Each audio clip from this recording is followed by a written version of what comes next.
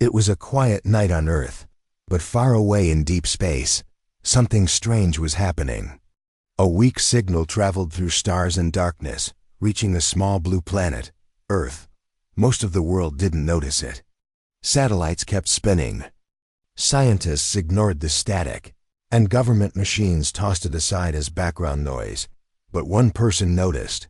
His name was Aryan Malik, a young man, only 24 years old, living in a small apartment filled with computers, wires, books, and blinking lights. People called him strange. Some said he was a genius. He didn't care. He spent most nights listening to space, searching for something more. And that night, his screen lit up with a strange signal. It was not random. The sound had a pattern. A code. Aryan's eyes widened. His heart beat faster as he recorded the signal and played it back. Then he ran it through his own decoding software, something he had built himself. Slowly, something began to appear. A message. It was broken, but clear enough. Help us. Trapped. Betrayal. Dying. Aryan leaned back in his chair, confused and excited at the same time. He had always believed there was life beyond Earth, but this was real. Someone was calling for help. And not just anyone. The signal matched a rare energy form he had once read about in a leaked government file. The frequency was only used by something called the United Council of Planets. He stayed up all night, cleaning the signal, decoding more parts. The message seemed to come from deep space, somewhere near the outer edge of the solar system. Whoever sent it was in trouble. Aryan tried calling local space agencies. He even posted about it online. But no one believed him. Some ignored him. Others laughed. So he decided to reply on his own, using his rooftop antenna and a high-powered transmitter he built from old parts. Aryan crafted a message back. I received your signal. I want to help. Tell me what to do. He hit send. Then he waited. Hours passed. Nothing. Then in the early morning, his screen blinked. A new message appeared. Earth is dangerous. Trust no one. Coordinates sent. Time is short. Aryan's hands shook. They had replied. They were real. And they trusted him. The message included strange space coordinates and instructions for something called a quantum pulse amplifier. Aryan didn't fully understand it, but he had built similar machines. He began working day and night, building what the aliens needed to boost their dying signal. 3 days later, he was ready. He placed the machine on his rooftop and turned it on. The machine hummed, then glowed. Aryan aimed it toward the stars and pressed send. The sky above shimmered for a moment. Then, silence. He waited. Minutes passed. Then hours. At midnight, the machine beeped. A new signal came through, stronger this time. Thank you, Aryan Malik. You are the first. You are the hope. Aryan's heart raced. He didn't know exactly what he had done, but he had made contact. He had spoken to aliens, and they trusted him more than anyone else on Earth. Suddenly, his room lights flickered. His computer shut down. The air felt heavy. Outside, a car stopped. Black, silent. 2 figures stepped out. Someone knocked at his door. Aryan froze. He walked slowly to the door. The knock came again, louder this time. He opened it, just a little. A woman stood there, tall, wearing a black coat. Her eyes were strange, one green, one glowing silver. Aryan Malik? She asked. He said carefully. She showed a badge. But it wasn't from Earth. The symbol looked alien, stars, circles, and a claw mark. I'm Agent Zara, she said. You just made contact with something very important. We need to talk. Aryan didn't move. His mind was spinning. Zara looked at him seriously. If you come with me now, you may save an entire planet. If you don't, they die, and Earth will never know what it lost. Aryan looked back at his room, his computers, his life. Then he looked at the stars. He stepped outside as the door closed behind him. The black car drove away into the night. Above them, in the sky, a tiny red light blinked and then vanished. The car moved through the empty night, silent and smooth, like a shadow on wheels. Arian sat in the back seat, unsure if he was dreaming or living inside someone else's movie. The woman beside him, Agent Zara, didn't speak much. Her glowing silver eye scanned him once in a while, like a scanner checking for something beneath his skin.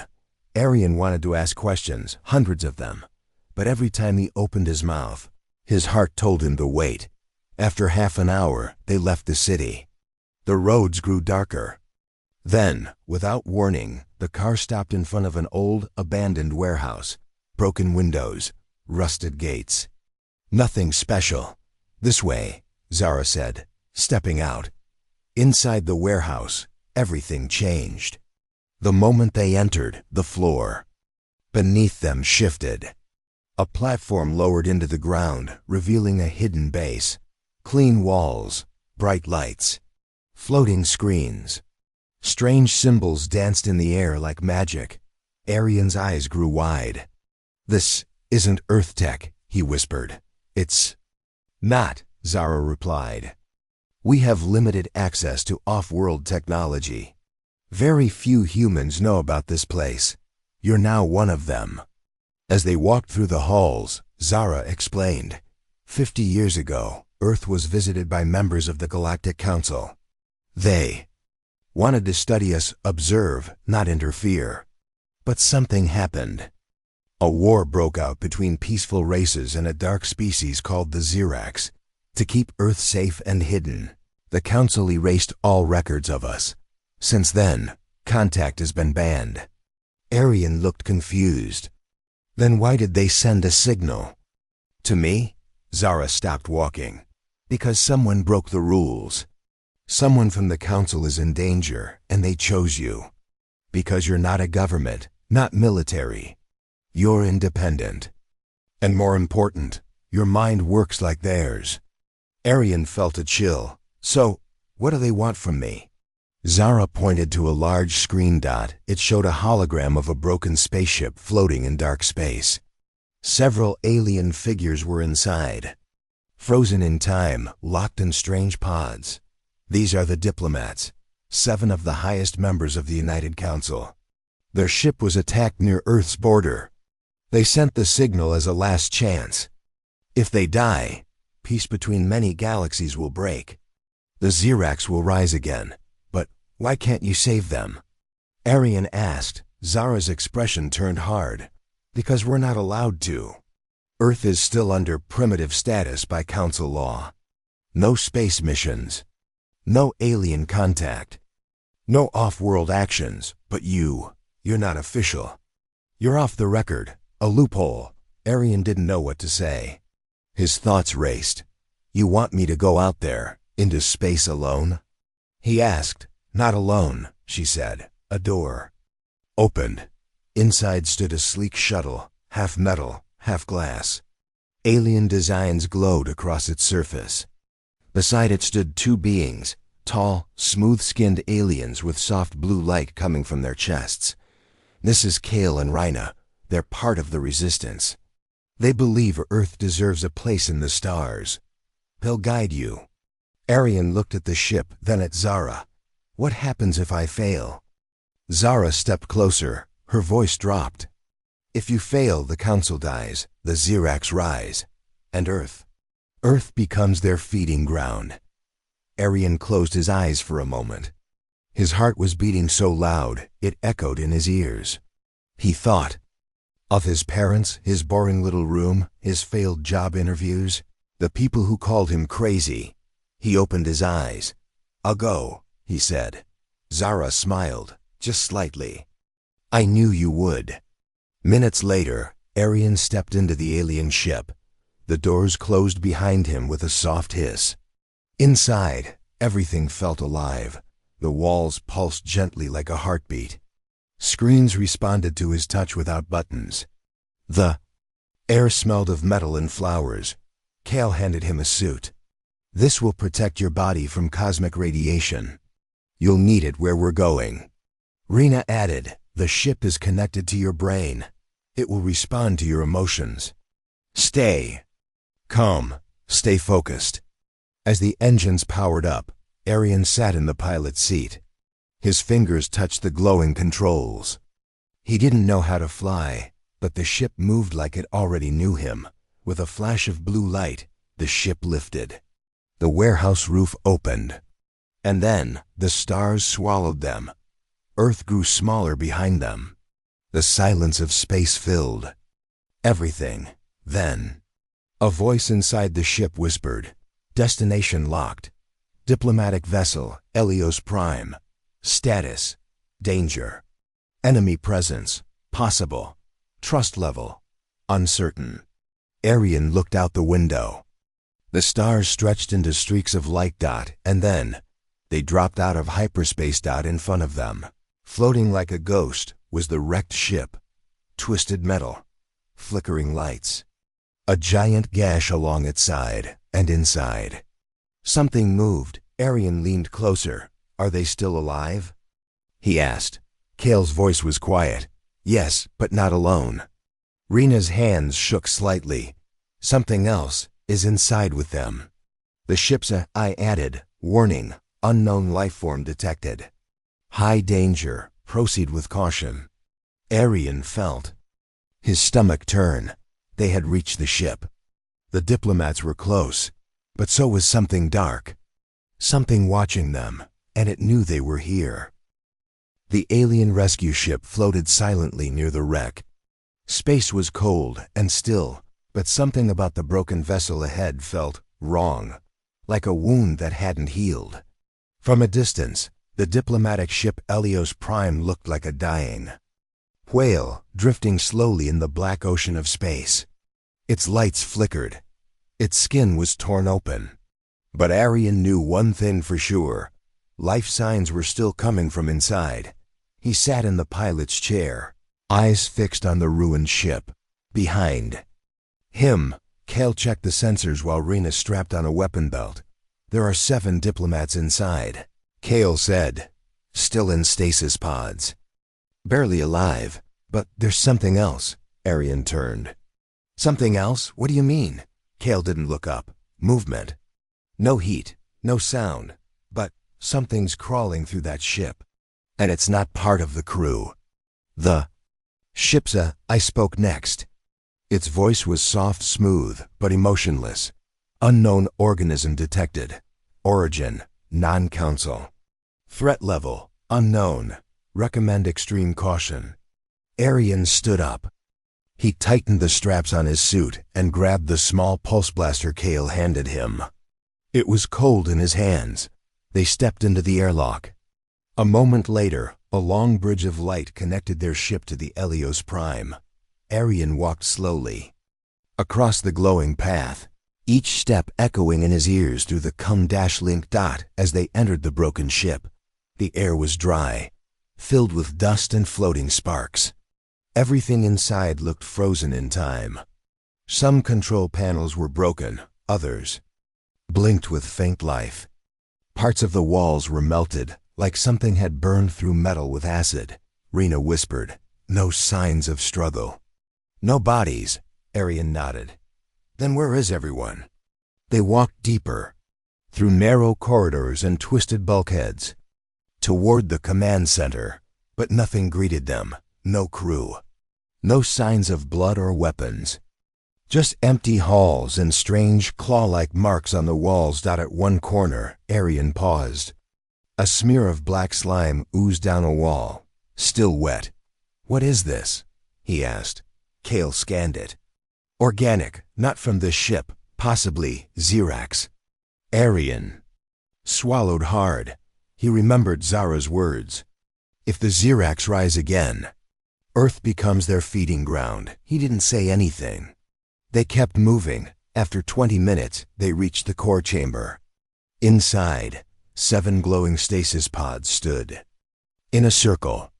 The diplomats were still inside, tall, alien beings with crystal skin and soft breathing masks. They looked asleep, peaceful, but trapped. Each pod was sealed by a strange biological lock.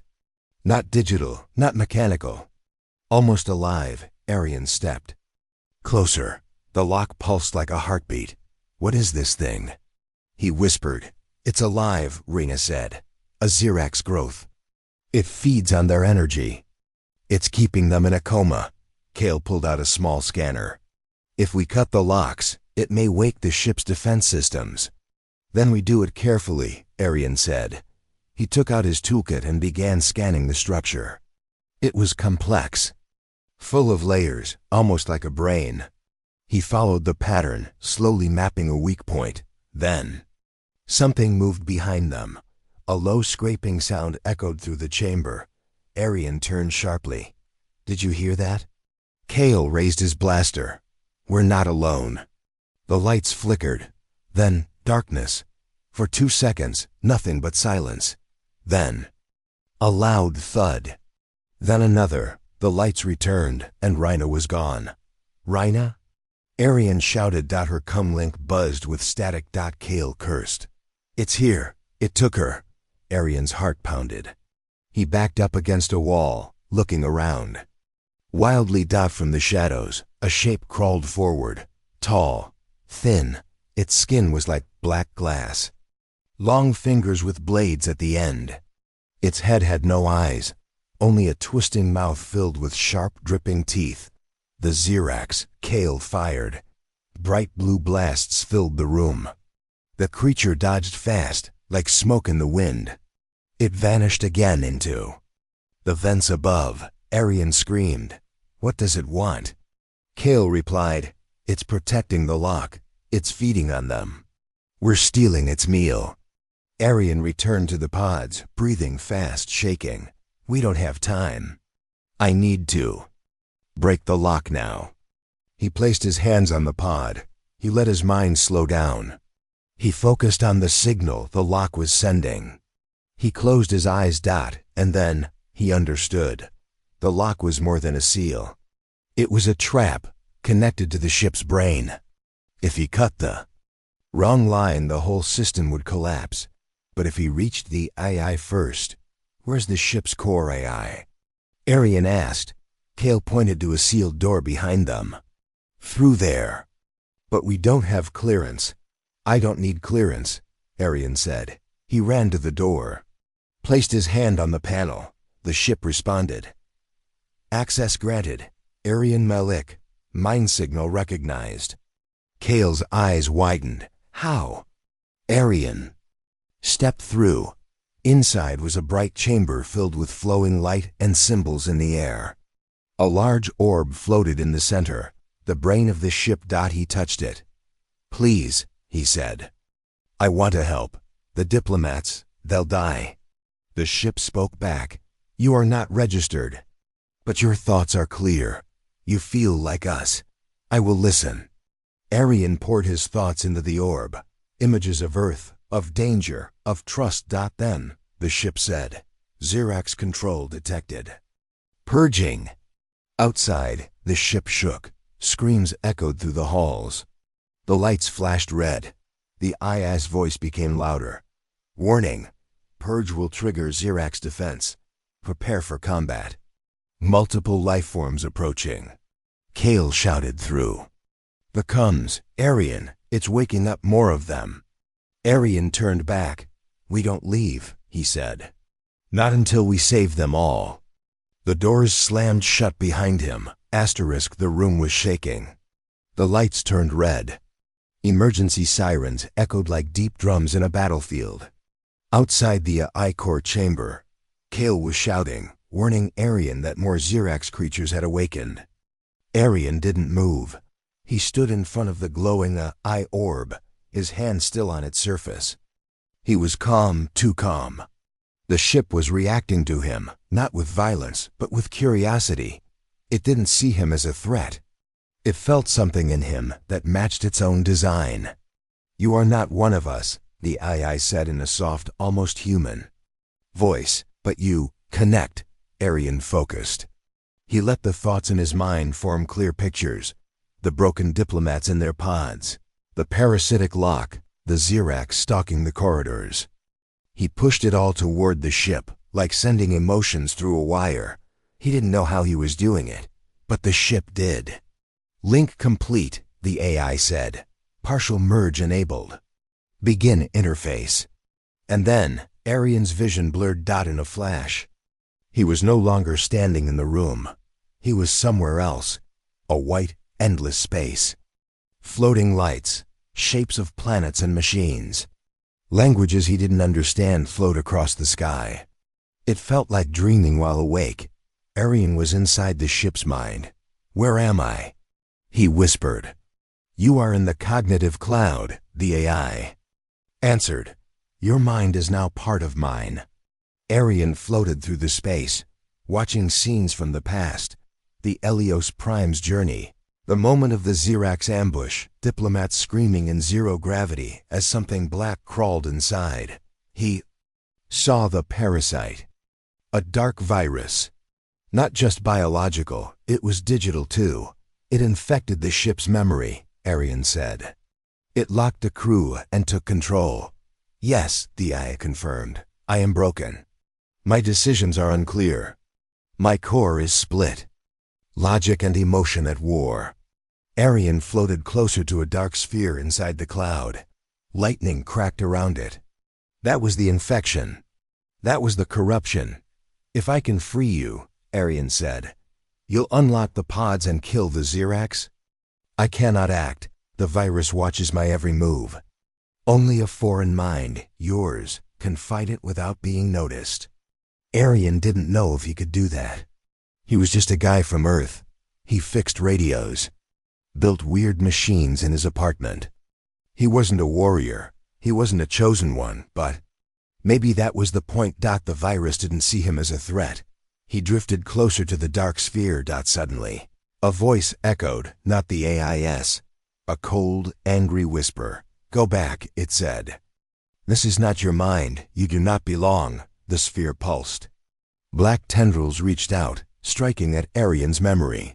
He saw flashes of his past, his parents arguing, his school teachers mocking him, people laughing at his strange ideas. You are nothing, the virus said. You have no place in the stars.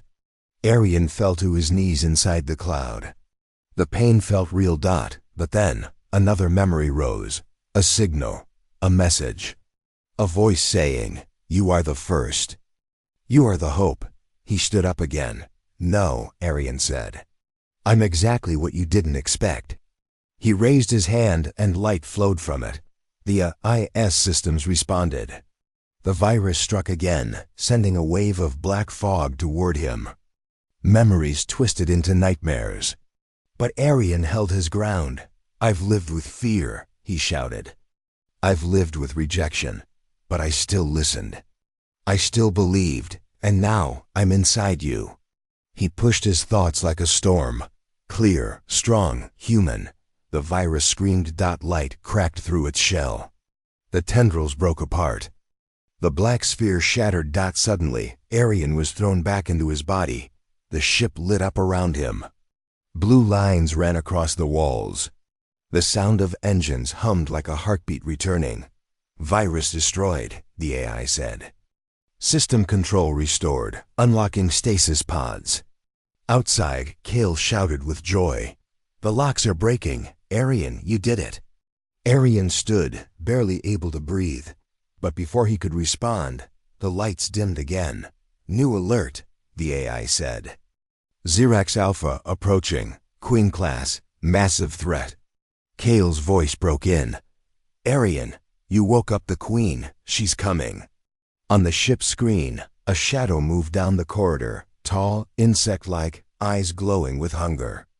She was bigger than the others, and angry. Get out of there. Rena screamed over comms. We'll hold her off. But Arian didn't move. His body felt weak, but his mind was still connected. I'm staying, he said. I started this. I'm ending it. He ran back toward the stasis pods. The diplomats were waking now, confused, blinking at the lights. The slime around them cracked like old glass.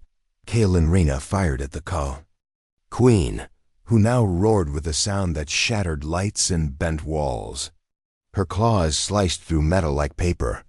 Arian knew the fight couldn't be won with weapons, so he did something crazy. He reached into the AI again. "I need one more thing," he whispered.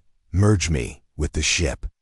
The eye hesitated. "It may kill you," Arian smiled. "I've already risked everything." And the ship responded. A beam of light engulfed him. Circuits wrapped around his arms. His mind stretched again, but this time deeper, not just floating. This time he became the ship. The walls listened to him.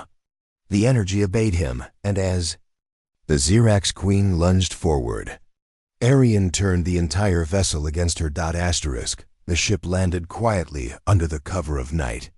No flame, no smoke. Just a hum in the air, like the whisper of a forgotten storm. Arian stepped out first. He was different. Now. Not just in his mind, in his body too. The connection with the alien AI had left traces in him. His veins glowed faintly under the skin. His thoughts were sharper. His steps felt lighter, more sure. He wasn't just a human anymore. He was something more, something in between. Behind him, the 7 alien diplomats followed slowly. Weak from the stasis, they leaned on each other, breathing the earth air with caution. Their skin shimmered like crystal under the moonlight. Agent Zara was already waiting at the landing site, a hidden location in the Himalayas, known only to a handful of top-level contacts. She looked at Arian, stunned. "You survived?" "I did more than survive," Arian replied. "I merged with the ship. I became part of it. That's how I killed the Xerax Queen." Zara's eyes narrowed slightly. "That's not possible. No human could handle a neural merge, not without dying." Arian looked away. "Maybe I'm not just human anymore." Zara didn't answer. She turned to the diplomats and gave a low bow, a sign of peace and respect in council tradition. The tallest among them, a being named Solarin, nodded gently. "This world is more than we believed. Everyone should have been celebrating. A mission that was never supposed to happen had succeeded. 7 of the most important galactic leaders were alive, thanks to a boy no one trusted. But something was wrong. Arian felt it in the air. A strange pressure. A silence that didn't fit the moment. "Where is Reyna?" he asked. She was right. "Behind us when we left the ship." Zara didn't answer immediately. Her lips pressed into a tight line. Kale stepped forward. "She stayed behind to destroy the last Xerax nest. She said it was the only way to make sure Earth stayed safe." Arian's chest tightened. "You mean she didn't make it?" "No." Kale whispered. "She gave her life." Arian looked down. His hands clenched. He had fought aliens, risked his life, saved the galaxy. But there was always a cost. Zara placed a hand on his shoulder. "Come, there's something we need to discuss." They led the diplomats inside a hidden underground base beneath the mountains. The walls were smooth, lined with alien tech. Lights floated in the air. Holograms danced between doorways. It should have felt safe. But Arian couldn't shake the feeling that something was watching. Inside the control room, Zara showed Arian a screen. A map of Earth. Red zones blinking across major cities. "We've found something," she said. "Not all the Xerax were destroyed. Some made it to Earth before we rescued the diplomats." Arian's stomach turned. "How many? We don't know. Could be a dozen. Could be more. But they're hiding in human form, shapeshifters. They've integrated into society." Arian took a step back. "Wait, you're saying they're already among us?" Zara nodded slowly. "And they're not alone. Someone on Earth helped them. Someone high level. A traitor." Arian felt the floor beneath him tilt. But why? Why would anyone help the Xerax? Zara looked him dead in the eye. "Because they promised power. The Xerax don't want to destroy Earth. Not right away. They want to rule it, Control it from the inside. Kale stepped closer. We have a list of suspected locations. Labs, corporations, military groups. We need someone who can sense them. Someone who's changed. Arian realized what they meant.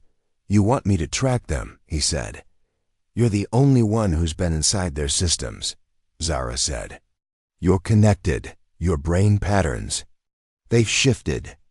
If any Xerax signals are on Earth, you'll feel them. Arian didn't answer right away. He walked to a screen. Looked at the Earth map again. So much land, so many people. And somewhere among them, creatures pretending to be human, but before he could speak, a blaring alarm went off. A red light flashed. The base shook. Perimeter breach. The eyes shouted. Security footage appeared on the screen. A man in a lab coat had broken into a restricted vault. Guards approached. But he didn't run. Instead, his skin peeled off. Beneath was not flesh. It was dark, shiny, alien. Arian stared. His heart dropped.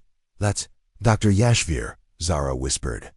He helped design the Council beacon. He was one of us. Not anymore, Kale growled. Arian looked closer at the screen. The Xerax human hybrid looked straight at the camera.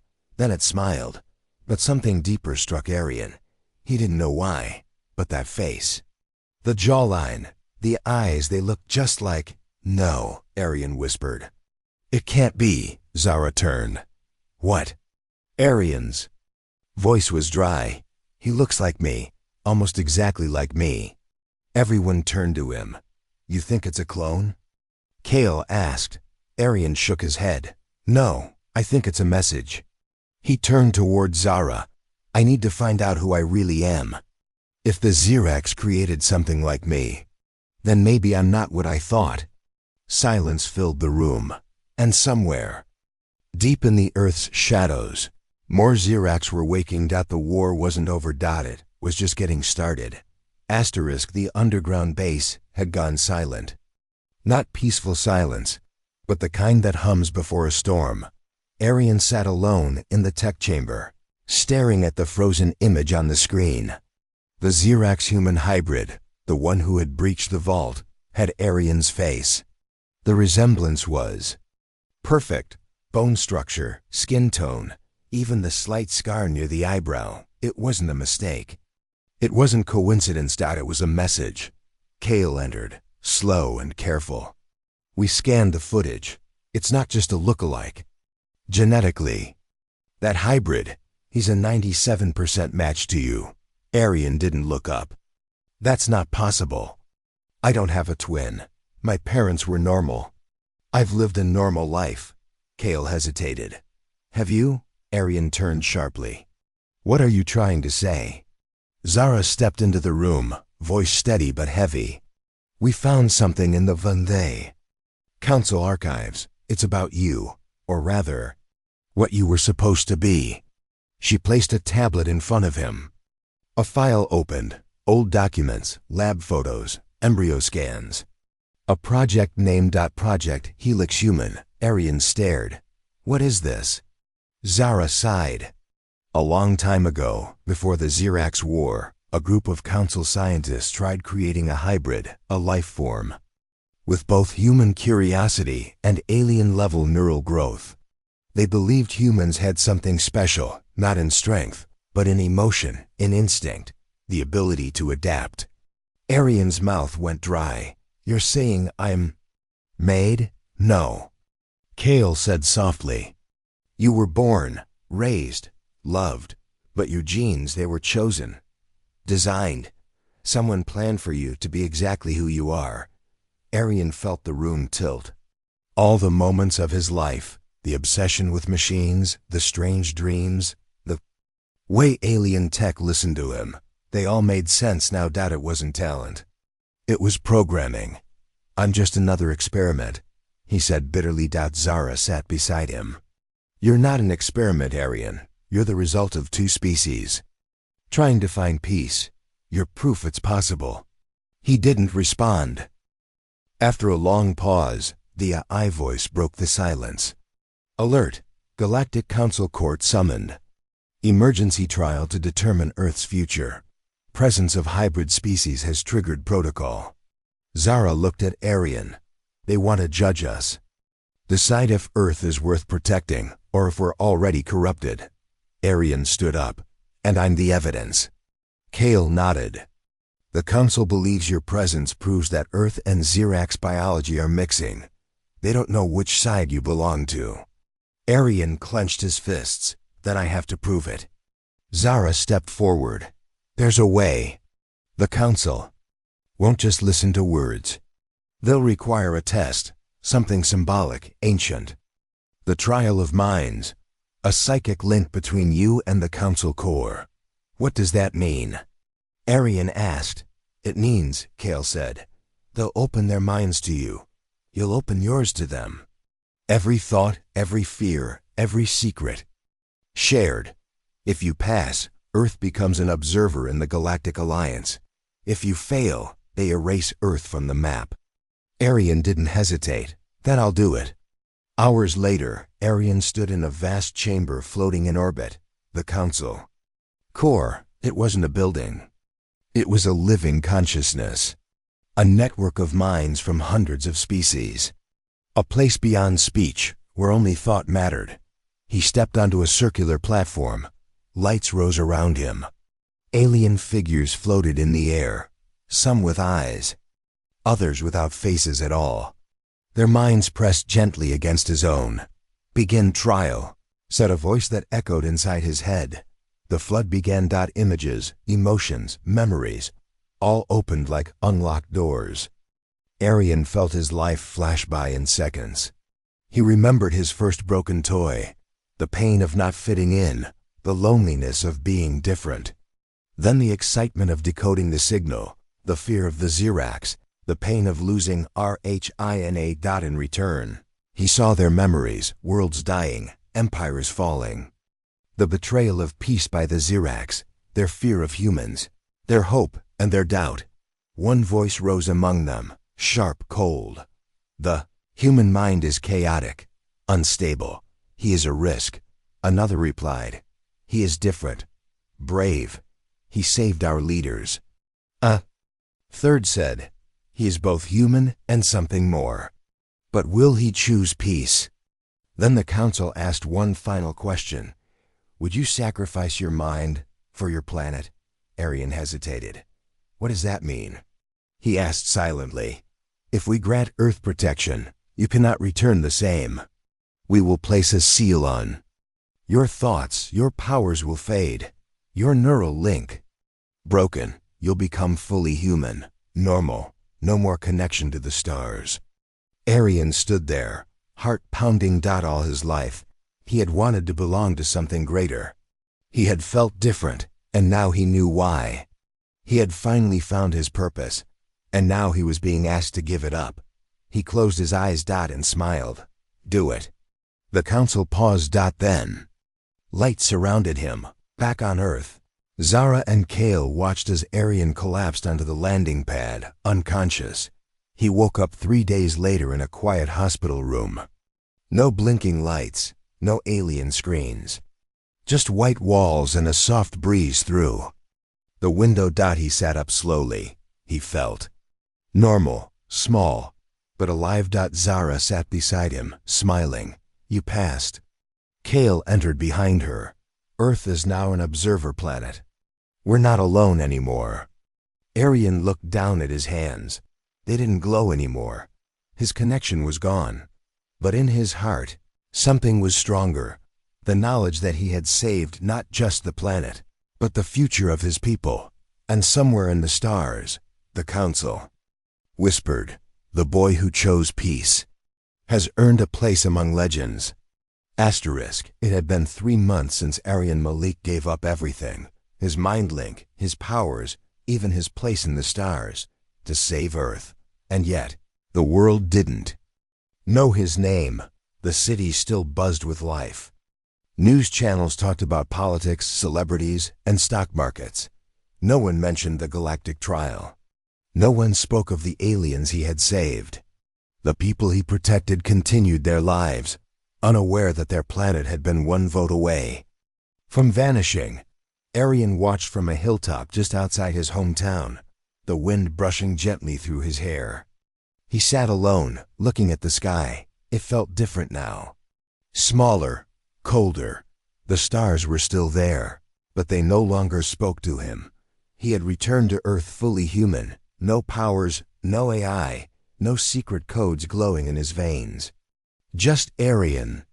Malik, a man who had once touched the heart of a living spaceship. A man who had stood in front of the galaxy and said, "Let my people live."